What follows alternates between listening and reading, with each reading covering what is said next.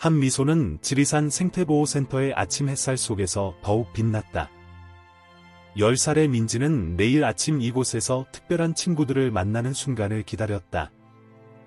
대호와 백현, 두 흰손긴 팔원숭이는 그녀의 가장 소중한 친구였다. 그들은 불법 벌목으로 인해 서식지를 잃은 후 아버지 한석우가 구조했다. 민지의 아버지 한석우는 대한민국에서 가장 존경받는 환경보호론자 중 한 명이었다.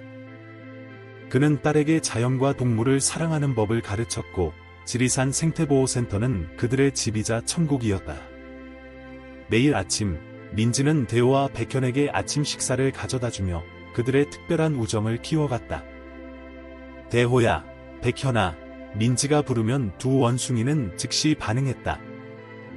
그들은 민지를 자신들의 무리의 일원으로 받아들였고 그들만의 특별한 의사소통 방식을 발전시켰다. 민지는 그들의 행동을 관찰하며 자연의 신비로움을 배웠고 동물들과 교감하는 특별한 재능을 발견했다. 한석울은 딸이 원숭이들과 맺은 깊은 유대를 지켜보며 자부심을 느꼈다. 하지만 그의 마음 한켠에는 무거운 결정이 자리 잡고 있었다. 대호와 백현이 완전히 회복되었고 이제는 그들을 자연으로 돌려보내야 할 시간이 다가오고 있었다. 그는 모든 야생동물은 결국 자유로운 자연으로 돌아가야 한다는 철학을 가지고 있었다. 어느 날 저녁, 석울은 민지를 불러 앉혔다. 민지야, 아빠가 너에게 중요한 이야기를 해야겠구나. 그의 목소리는 부드럽지만 진지했다. 대호와 백현이 이제 설악산으로 돌아갈 준비가 되었단다. 민지의 눈에 순간 눈물이 고였다. 하지만 그녀는 아버지의 말씀이 옳다는 것을 알고 있었다. 마지막 날, 민지는 대호와 백현에게 작별 인사를 했다. 그녀는 자신의 팔찌를 풀어 대호의 손에 걸어주었다. 이건 우리가 다시 만날 때까지 나를 기억하라는 뜻이야. 민지는 속삭였다. 두 원숭이는 마치 이해한 듯 그녀를 바라보았고 마지막으로 포옹을 나누었다. 그날 이후로 민지는 매일 밤 창문 너머로 보이는 달을 바라보며 대호와 백현이 잘 지내고 있기를 기도했다. 그녀는 언젠가 다시 만날 수 있을 것이라는 희망을 품었고 그 희망은 그녀의 미래를 형성하는 중요한 원동력이 되었다. 12해가 흘렀다. 서울대학교 생물학과 강당에서 22살의 한민지는 교수님의 강의를 열심히 듣고 있었다. 그녀의 노트북 화면 한켠에는 어린 시절 대호, 백현과 함께 찍은 사진이 배경화면으로 설정되어 있었다. 시간이 흘렀지만 그들과의 추억은 여전히 그녀의 삶의 중심이었다. 생태계 보존은 단순히 동물을 보호하는 것이 아닙니다. 그것은 자연과 인간의 공존을 위한 근본적인 노력입니다. 교수님의 말씀이 민지의 귓가에 울렸다. 그녀는 아버지가 평생 실천해온 이 가치를 이제 학문적으로 배우고 있었다. 강의가 끝난 후 민지는 도서관으로 향했다.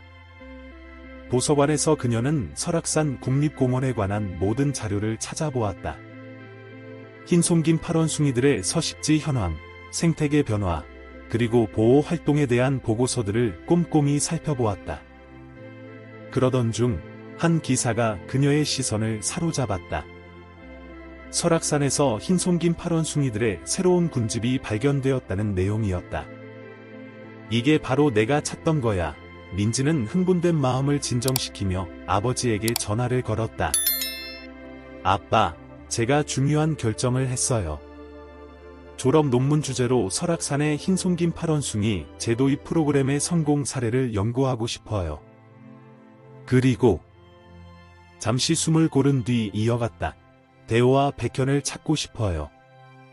한석울은 잠시 침묵했다가 딸의 결정을 지지한다고 말했다. 내가 언젠가 이런 선택을 할 거라고 생각했단다. 하지만 명심해라. 이건 단순한 재회가 아니라 학술적인 연구가 되어야 해. 민지는 아버지의 조언에 고개를 끄덕였다. 그날 밤, 민지는 자신의 계획을 구체화하기 시작했다. 그녀는 설악산 국립공원 관리사무소에 연락하여 연구 허가를 신청했고 다큐멘터리 제작팀과도 협력하기로 했다. 이 프로젝트는 단순히 개인적인 여정을 넘어 야생동물 보호의 중요성을 알리는 귀중한 기회가 될 것이었다. 준비 과정에서 민지는 놀라운 사실을 발견했다. 설악산의 흰손긴 파런숭이 개체수가 지난 10년간 꾸준히 증가하고 있었던 것이다.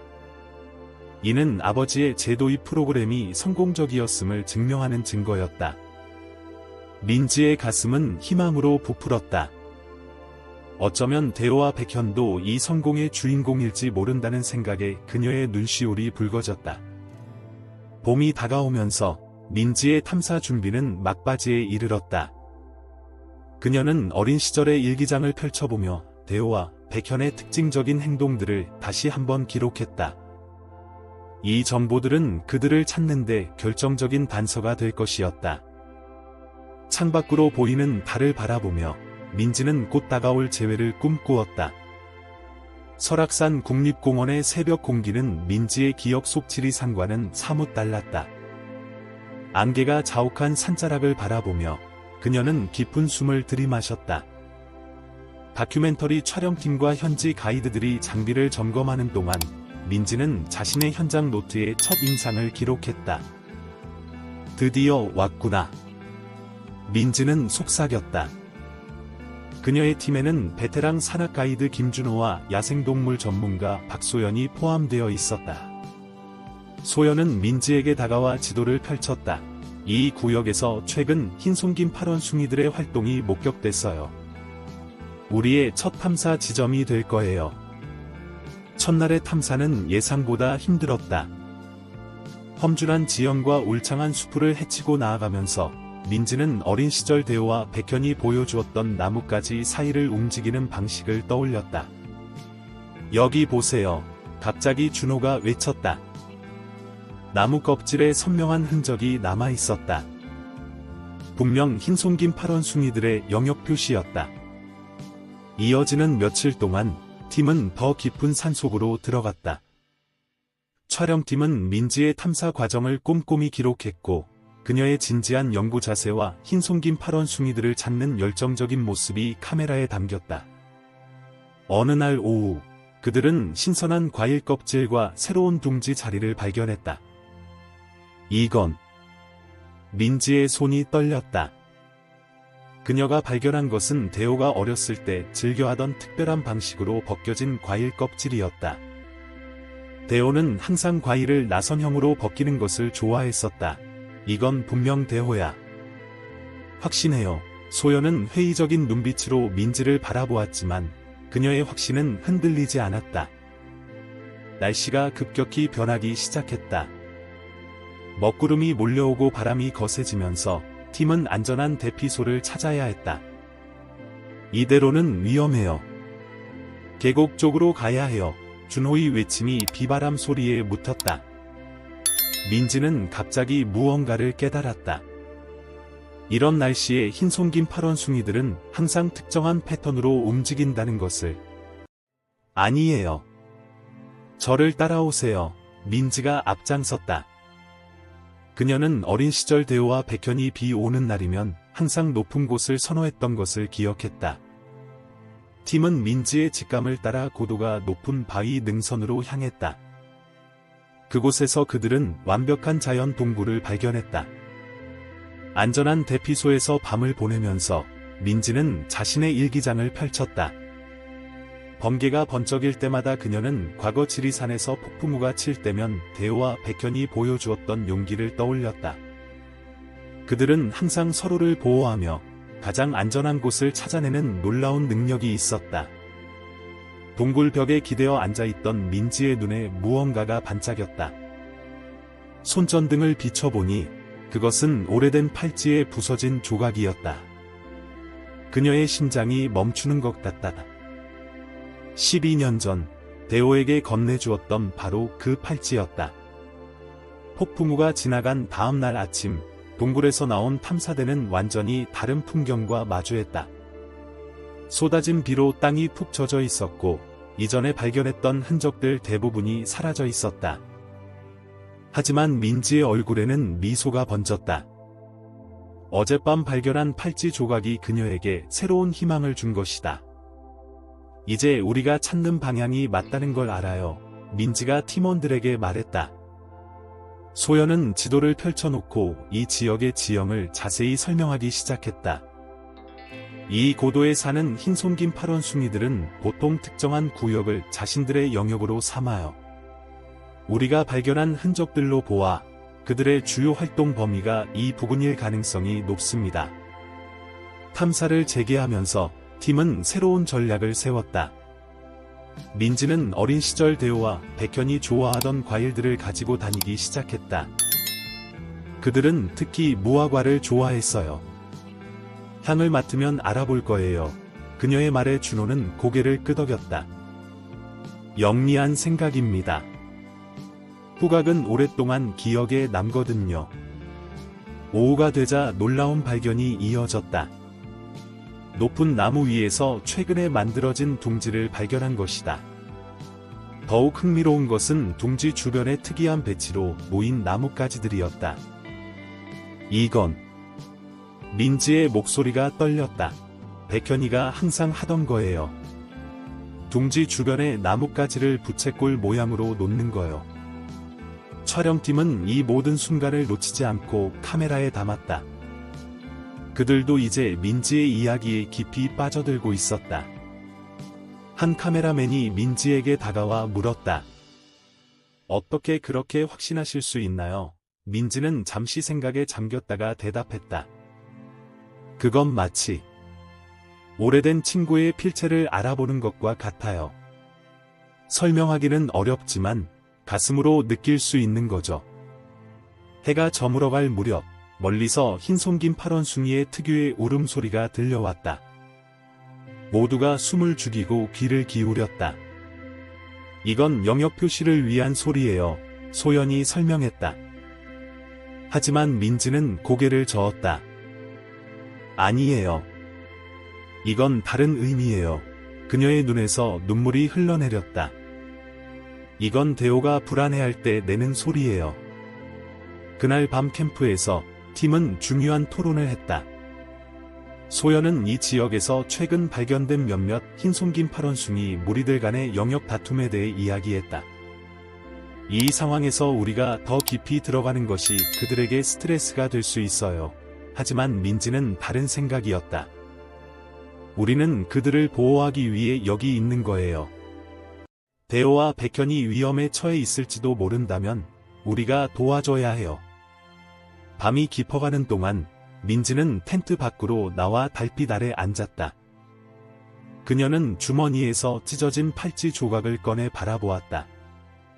달빛에 반사된 금속의 반짝임이 마치 무언가를 말하려는 것 같다. 그때 갑자기 나뭇가지 사이로 무언가가 빠르게 움직이는 소리가 들렸다. 어둠 속에서 들려온 소리에 민지는 천천히 일어섰다. 그녀의 심장은 빠르게 뛰고 있었다. 손전등을 들어 주변을 비추려는 순간 소연이 민지의 손을 잡아 멈췄다. 불빛이 그들을 놀라게 할 수 있어요.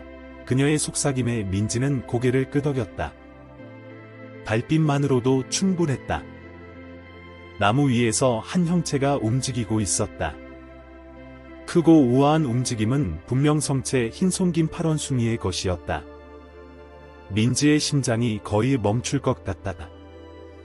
그 순간 원숭이가 달빛 아래로 모습을 드러냈다. 대호. 민지의 입에서 작은 속삭임이 새어나왔다. 12년이라는 세월이 흘렀지만 그의 모습은 놀랍도록 선명했다. 더 강인해지고 성숙해졌지만 그의 눈빛은 여전히 민지가 기억하는 그대로였다. 대호는 나뭇가지 위에서 그들을 내려다보고 있었다. 민지는 천천히 가방에서 무화과 하나를 꺼냈다. 어린 시절 그들이 함께 나누었던 특별한 방식으로 그녀는 과일을 반으로 나누어 들어올렸다. 대호는 잠시 움직임을 멈추었다. 그의 눈빛이 변했다. 머리를 살짝 기울이더니 민지가 너무나 잘 기억하는 특유의 소리를 냈다. 그가 날 기억해요. 민지의 눈에서 눈물이 흘러내렸다. 대호는 천천히 아래로 내려왔다. 안전한 거리를 유지한 채 그는 민지를 주의 깊게 관찰했다. 촬영팀은 숨죽인 채 이 역사적인 순간을 카메라에 담았다. 그때였다. 멀리서 또 다른 울음소리가 들려왔다. 대호가 즉시 반응했다. 그의 울음소리에는 긴급함이 담겨 있었다. 소연이 쌍안경으로 주변을 살폈다. 저기 다른 무리가 있어요. 그리고 그녀의 목소리가 떨렸다. 그들 중 하나가 다친 것 같아요. 민지는 즉시 알아차렸다. 백현이에요. 그녀의 직감이 말해주고 있었다. 대호의 행동이 이를 확인해주는 듯했다.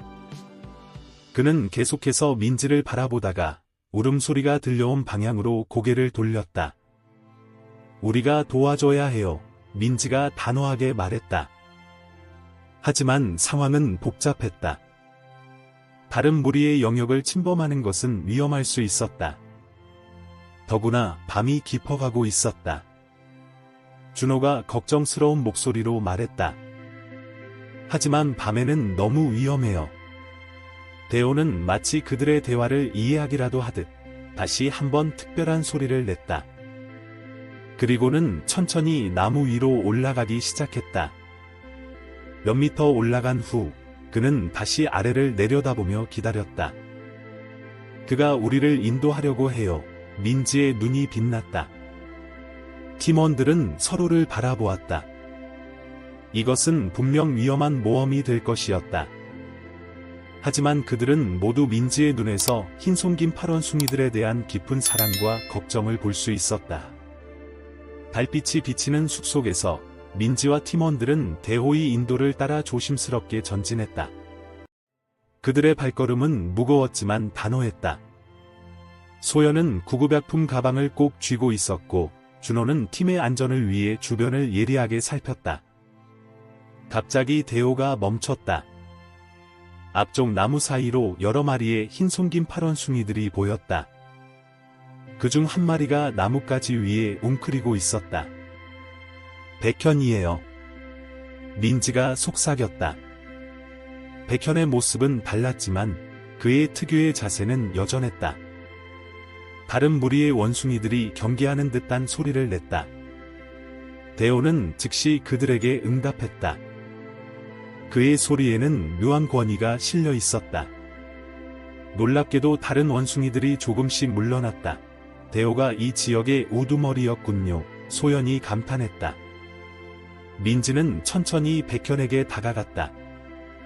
그의 팔에 작은 상처가 있었다. 다행히도 심각해 보이지는 않았다. 백현은 처음에는 경계했지만 민지가 흥얼거리기 시작하자 그의 태도가 변했다.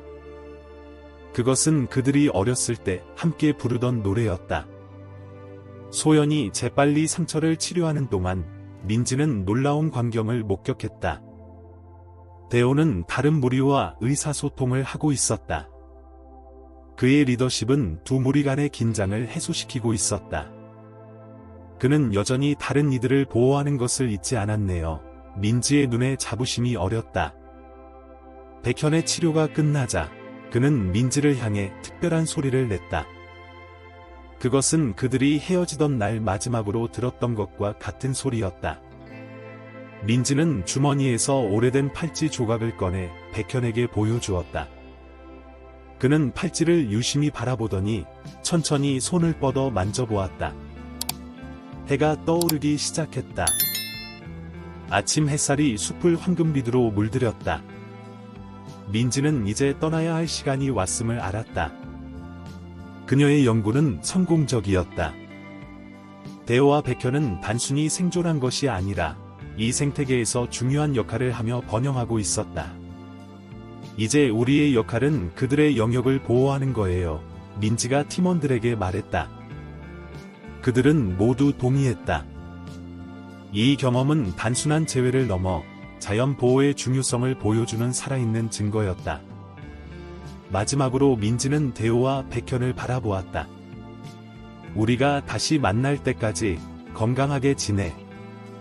그녀의 목소리가 살짝 떨렸다. 두 원숭이는 마치 이해한 듯 고개를 끄덕였다. 그들은 이제 자신들의 세계에서 행복하게 살고 있었다. 탐사팀이 산을 내려가는 동안 멀리서 흰 손긴 팔원숭이들의 울음소리가 들려왔다. 그것은 작별 인사이자 새로운 약속이었다. 민지는 미소를 지었다. 그녀는 이제 아버지의 꿈을 이어받아 이 소중한 생명들의 보호자가 되기로 마음먹었다. 이것은 끝이 아닌 새로운 시작이었다. 시청자 여러분, 민지와 흰 손긴 팔원숭이들의 감동적인 이야기는 우리에게 자연 보호의 중요성을 다시 한번 일깨워 주었습니다. 이 특별한 여정에 함께해 주셔서 감사합니다. 더 많은 감동적인 이야기를 만나고 싶으시다면 구독과 좋아요 부탁드립니다. 여러분의 관심이 이러한 소중한 이야기들이 계속 이어질 수 있게 하는 힘이 됩니다. 댓글로 여러분의 생각도 함께 나눠주세요. 다음 이야기로 찾아뵙겠습니다.